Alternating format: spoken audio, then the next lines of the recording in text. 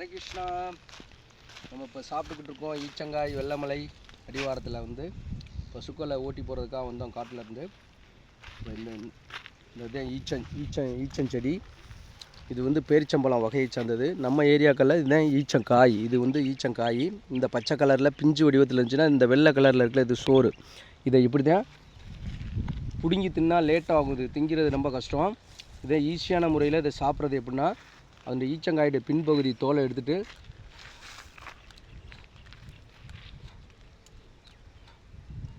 இப்படி தோலை எடுத்துட்டா வெள்ளையாக தெரியும். அதை மறுபடிக்கு வாயிட்டு ஆஞ்சோம்னா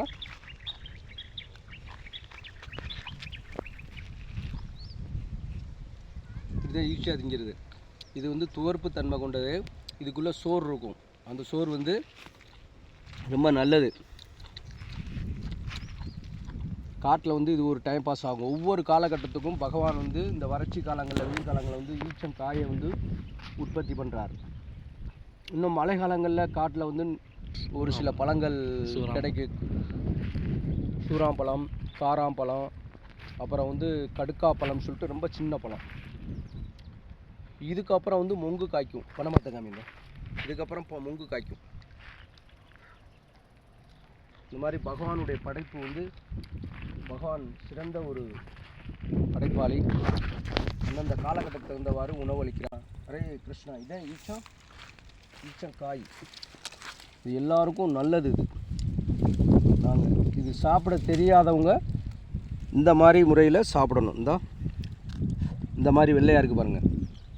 இதை பின்னால் பின்பகுதியை பல்கிட்ட கடிச்சிட்டு வெள்ளையாக தெரியும். அதை